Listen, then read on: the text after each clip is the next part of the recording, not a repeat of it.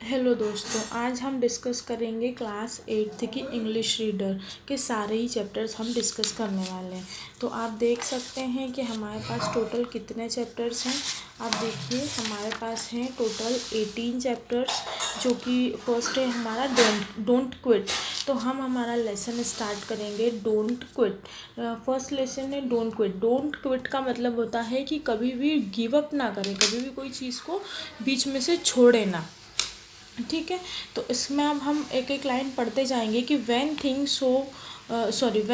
go wrong as they sometime will, when the road you are trudging seems all uphill, when the funds are low and the debates are high, and you want to smile but you have to sigh, when care is pressing you down a bit, rest you must but don't quit।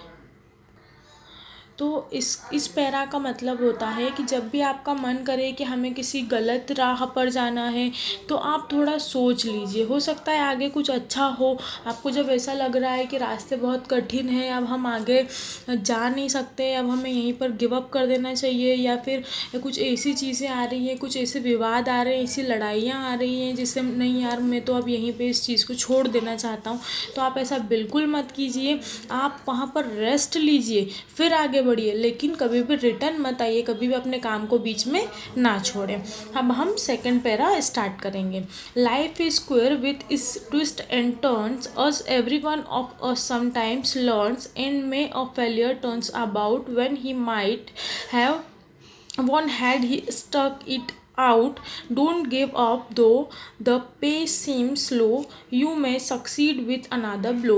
इस para का मतलब है कि life में जो होते हैं वो ट्विस्ट्स एंड टर्न्स आते रहते हैं, मतलब अच्छाइयाँ बुराइयाँ, हर सिक्के के दो पहलू होते हैं। तो कभी अच्छा होता है, कभी बुरा होता है, और हमेशा जो लाइफ में चीज़ें होती हैं वो हमें कुछ सिखा कर ही जाती हैं, और जो फेलियर्स होते हैं वो हमारी लाइफ को एक नई राह देते हैं। जहाँ से हम फेल हो जाते हैं वहाँ से हमें कभी भी गिव अप नहीं करना चाहिए, हमें आगे ट्राई करना चाहिए। तो गिव अप करने के बारे में सोचने से अच्छा है कि हम उसे आगे और कंटिन्यू करने के बारे में सोचें। थर्ड हमारा पैरा है कि success is a failure turn inside out, the silver tint of the cloud of doubt, and you never can tell how close you are, it may be near when it seems so far, so stick to the fight when you are hardest hit, it is when things seem worst the you must not quit. तो इस para का मतलब है कि जब हमें किसी चीज़ में अगर असफलता मिलती है तभी हमें उसमें सफलता मिलेगी। अगर आप इस किसी चीज़ को करेंगे ही नहीं तो असफलता मिलेगी नहीं। मतलब अगर आपको कभी असफलता नहीं मिली है तो आप समझ लीजिए कि आपने कोई भी काम करने की कोशिश कभी करी नहीं है। तो मतलब जैसे आपने सुना होगा कि घने बादलों के बाद अच्छा मौसम भी होता है। जैसे मौसमों में बदलाव होता है, वैसे हर एक चीज़ में बदलाव होता जाता है। तो कब इसमें मतलब पूरे पोयम का सिर्फ एक ही मीनिंग है कि हमें कभी भी गिव अप नहीं करना चाहिए, हमें कभी भी किसी काम को 50% करके या 70% करके छोड़ना नहीं चाहिए, हमें हमेशा 100% वर्क करने के ऊपर ध्यान देना चाहिए।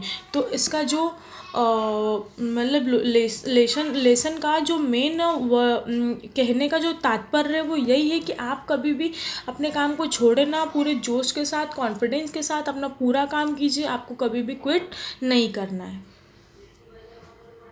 तो हमारा फर्स्ट जो लेसन है डोंट क्विट, ये लिखा हुआ है क्विंटन हॉवेल के द्वारा, जो कि अभी अभी हमने इसका पूरा एक्सप्लेनेशन देख लिया है।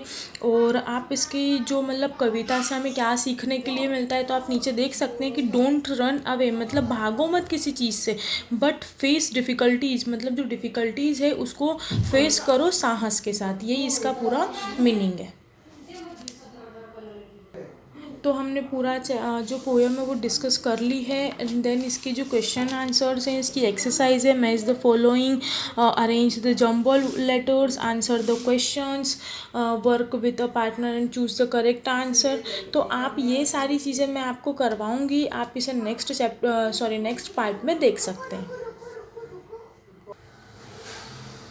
आपको हमारा वीडियो कैसा लगा आप कमेंट करके हमें ज़रूर बताइए। And thank you, like and share.